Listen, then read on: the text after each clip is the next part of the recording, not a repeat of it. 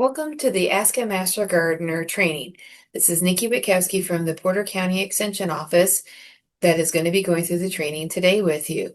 This training is meant to cover all events potentially that you are going to work, whether it is working a helpline or working out in the booth at like a fair or other events such as Earth Day or Arbor Day events. During this training, we're going to go over a few things, like the overview of what a hotline is and some tips. Most of these can also transfer to the other events, which is why we're lumping them together. We'll also talk about some liability things to be aware of, questions to ask, references that you may look up, and then a little bit on how to sign up and some information on that. Just as a protocol and procedure, just to keep in mind, is that every year you sign the annual agreement form, and on the annual agreement form, realize that you are signing and agreeing to these statements. I will read them into here so that you hear them. As a Master Gardener, you are a volunteer representative for the Purdue University Cooperative Extension Service when making recommendations to clientele. As such, Purdue Master Gardeners and interns strive to provide unbiased information to the general public with no intended endorsement of specific products, companies, or services. Purdue Master Gardeners are to make recommendations only in the area of home horticulture. They should also be using recommendations when giving pesticides only from those published from Purdue as applicable. You are also in an agreement signing that you understand that pest management information you provide must be accurate, documented, and limited to home, lawn, and garden problems. Questions on commercial crop production and commercial pest control and pesticide liability are to be referred to the EMG coordinator, myself, Nikki Witkowski in Porter County, or another appropriate extension professional. So just to sum this up, this is a reminder that this is not something where you can obviously endorse if you have a business or certain businesses such as like Walmart or like Four Seasons Garden Nursery or Niemeyer's. We're not to support one specific business, but we're to support any potential business. Sometimes I do that by referring to different nurseries as a generality, or I say the box stores as to where people can find things. It's also reminding you that, again, we need to give no answers that might be home remedies, because those are not necessarily documented ways in which to solve a problem. Again, also, it's home, lawn, and garden problems, because outside of that, with crop production, there are different things that we might need to be taking place. And again, we are not dealing with any sort of a livestock issue, including if it were to be backyard chickens and goats and things like that. So make sure we stay within that purview when we are answering our calls. Some hotline tips. The phone system. Keep in mind that when you're here working at the hotline, the extension secretaries are actually going to be answering the call first, and then they will forward it to the phone number at your desk. When you're on the phone, we do ask that you identify yourself. You see here it says, well, like, hello, this is Nikki Witkowski, Master Gardener. How may I help you? I do not require you give your first and last name. First name is good enough if you want to just say, hello, this is Nikki. How may I help you? That is confined enough. I don't need you to do both first and last name. If you're hesitant to answer the phones due to what you feel is your lack of experience or knowledge, I would consider you teaming up with another Master Gardener if you would like to do that. Or you can also work with me when you're in the office, meaning ask, hey, Nikki, will you be available to assist during a time frame as well? And that can also be a great opportunity. If able to, you can try using the speakerphone. This may not be always able to be done because we do not always have an area in which we can put you in an office to use speakerphone. But if it is a quiet time of the day, that might be an option. I just cannot guarantee that will always be an option. Now, when you are answering the questions, especially in the office, we do ask that you actually do have a form you will fill out for the client. So this says for each phone call, keep in mind that you may not fill a form out for every phone call, because if they call and ask a real simple question such as, is it time to do grub control? Basically, yes or no. Is it time to do grass seed? Yes or no. Those I respect are short enough that we may not have a form on every one of those calls. But otherwise, I'm asking that phone calls do have forms filled out for them. The form needs to have the date and time of the initial call so that we know how far back it started. It needs to have the name, address, and phone number, and email if they would prefer. Realize this can be a sensitive topic, that not everybody does email. I always like to have two ways to contact them, so address and phone number, or phone number and email, because sometimes numbers and letters in an email can be hard to read or hard to record down. So I do ask that we actually have two ways in which to contact them. So again, like a phone number and an email, or a phone number and an address. A description of the problem. It could be very simple. Like, as I mentioned, it might be needs information on lawn seeding. So it doesn't have to be extremely detailed. If you're not sure what questions to ask, sometimes there are questions on the message form that might actually assist you in asking some of those questions. If you are able to make a recommendation, I do ask that you jot down the recommendation, whether you actually handed them because a staffer was able to print off a publication, but what you cited and maybe where you cited it, so that that way, if there's any question, we can go back and look for it. Note as well if any follow-up is needed. So kind of like I just denoted, if we need to send a publication, you need to make sure that we know that. So make sure you put a note on the form. You can give it to myself if I'm here, or then one of the secretaries if I'm not, so that they know like they need this PDF. If you are asking for a sample to also be brought in, the form needs to be marked that way, that we're awaiting a sample. This way we don't get a huge backlog of forms that we don't know where we're at in the progress. So we need to know, are we waiting on a sample, or did they just need a publication sent and the form is done? When answering questions, make sure we're as courteous and respectful as possible. Again, make sure we're homeowners only. The extension secretarial staff should be routing you the proper questions, so don't worry as much about that, because hopefully they will make sure to route it for you. Keep in mind, for chemical recommendations, you're supposed to stick to current Purdue Extension publications and try to, not do extra label things. So meaning follow the label, as we tell people always. If you do give a chemical recommendation, make sure you state to them, read and follow the label directions. Keep in mind as well, we are to try to offer them both chemical if they need it and non-chemical whenever applicable. So meaning, like, if it were for aphids, we may say, well, you can try to hose them off. Otherwise, you can try insecticidal soap. Both of those are a quote chemical and a non-chemical option. So that kind of hit this point here below. But again, we don't want to do just chemical. We want to do both if we can. Make sure that it is, again, research or base information and not biased. So again, we're not going to be endorsing, for example, like the ortho products or the 7 products. We're going to talk about whether we're using like bifenthrin or carbaryl as the active ingredient within those products to use. And again, like I already mentioned, avoid doing specific garden centers or giving a list of names and phone numbers. Like if they ask for, well, who can provide this service? Well, we have a list of arborists, and we can provide them a list of arborists, but we cannot provide them a specific recommendation beyond that. When answering questions, obviously don't make up answers. If you don't know, say so, and say that you will try to get that information for them and call them back promptly. Or call them back as promptly as you can. If you're not knowledgeable and you can't find that answer, you can always ask me, or you would just leave it for the next person as a, hey, this needs help. So there will be a system in place for continuing to follow up. Don't make recommendations strictly based on your own experiences as well. Meaning, like, well, I've been able to do this and this is what works the best. We need to make sure that it works more universally, because what works for you may not work for me in my situation.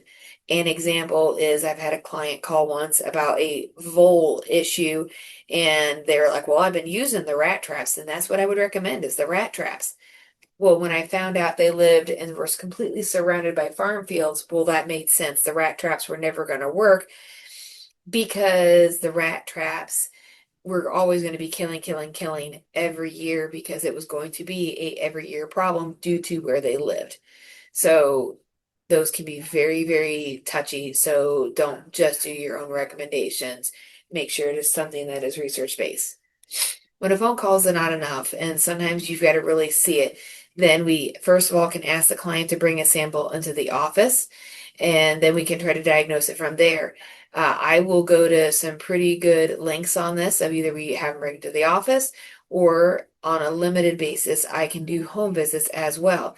As a master gardener, you will not be doing home visits, but I can, as an educator, do some home visits. So if you feel they can't bring in a sample, then just tell them you're going to refer them to the extension educator, and I will be able to work with them from there on that. We can do samples to the diagnostic lab, but again, sometimes I can assist them prior to doing that. So remember to watch out for where you should be and maybe shouldn't be as a master gardener, meaning, again, you are protected as a Purdue Master Gardener volunteer as long as you are giving recommendations from Purdue Extension sources. So, meaning that this is again why we don't do home remedies and not to step outside of the Purdue materials, because your protection from the university will come from using Purdue sources and Purdue information for the Master Gardener recommendations that you do. When you begin searching for recommendations, you can use the Master Gardener Manual. There will be one stationed at the desk you are using.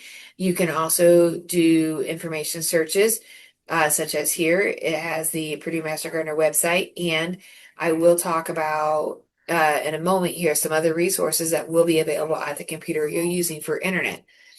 Speaking of internet, make sure if you're doing that, try to have your final recommendation, if possible, come from a land grant university, even if it's not from Purdue, but make sure it comes from a university. It doesn't mean you can't try to fact check it against like a Morton Arboretum or something else. But when it comes down to the final recommendation, it ideally needs to come from Purdue University, or maybe a land grant university as well within our system.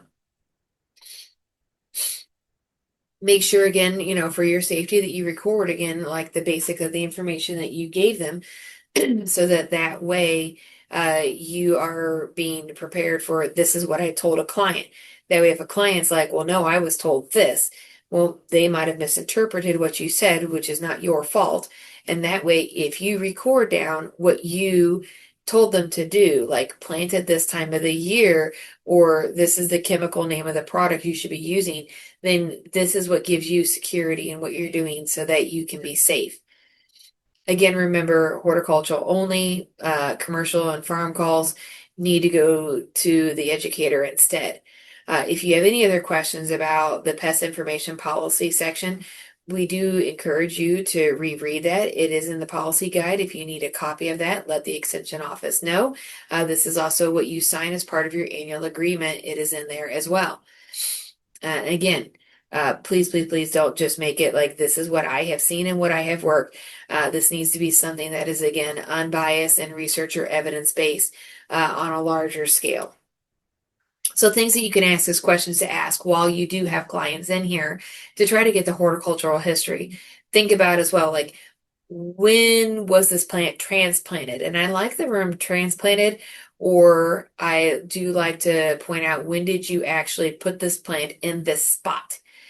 The necessity of being that precise is because sometimes people are like, oh, the tree's 5 years old.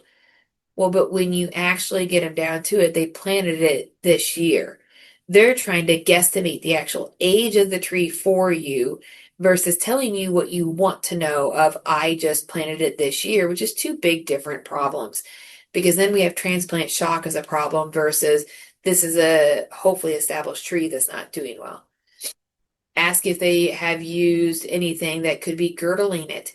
So staking the tree, or if it was balled and burlapped, then anything could be wrapping around it, or things like plant tags. Have they used fertilizers? When and what rate? This is another common thing when it comes to lawns not doing well. They usually get a spring crabgrass done, and then that crabgrass preventer will kill off the turf seed. And it's a very, very common problem that early in summer I'll hear, well, I tried to plant seed and it didn't work. And when I ask, they usually did a spring crabgrass fertilizer that had that crabgrass preventer in it, and they didn't realize it. Mulching depth, that's another question to ask. Where was it? How deep, in order to help the tree. Were there any pesticide sprays, or even just saying, have you sprayed it with anything? Because some people will be like, well, it wasn't a pesticide. Well, insecticidal soaps, even though it could be almost an organic product, is still a spray. So sometimes it's nice to organically ask that. What about also irrigation? So remember we talk in training about it's best to just water the roots and have more of a drip irrigation or something that's on the ground. And when and how they irrigate all make a difference. Whether it's overhead and in the evening makes a huge difference versus at the roots and in the morning. Make sure we check also about plant hardiness. Where did you get the plant material from? All these can help you to, again, to assist in actually answering the questions that you might have.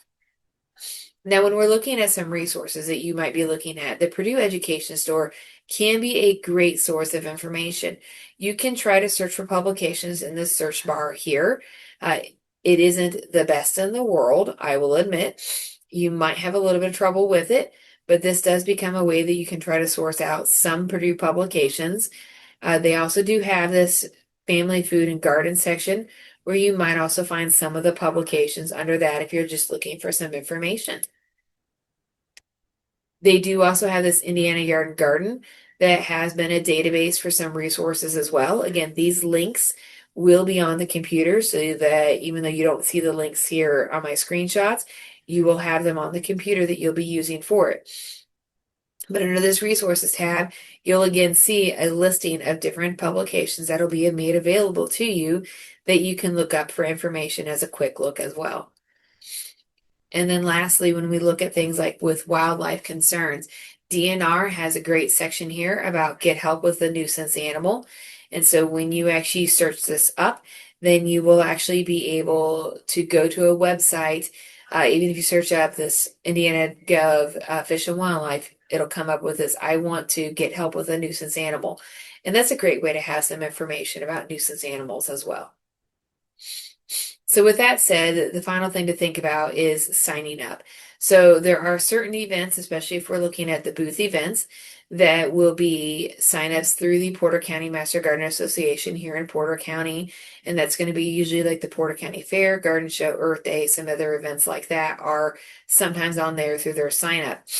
Others would be through the MG Manager website. Remember, this is the website where you actually enter your hours. So this is where you put in your volunteer hours and where you put in your education hours. And this is the web link here. Now, when you go to this site, and I will actually do this currently for you, but when you go to this site, you will actually look under the volunteer opportunities, or ops as it looks, to actually be able to sign up for those events. This is the website and how it would look when you are actually trying to sign up for the Master Gardener event. So this is what the first landing page that you may see when you do that is, and you would put your information here in order to log in. So keep that in mind. So here, this is what your home page will look very similar to. My page will have at least an extra tab here, but this is what your home page would look very, very similar to. And this is that volunteer opportunity spot I was talking about, is that you would then click onto here, and this is where you would actually find the events in which to sign up for. So they will show up down here when you have some volunteer opportunities to sign up for. I want to thank you for the time to do this training. And at this time, you are eligible to sign the helpline form that we will have for your position description as a Ask a Master Gardener volunteer and be able to start assisting with the helpline. Thank you very much.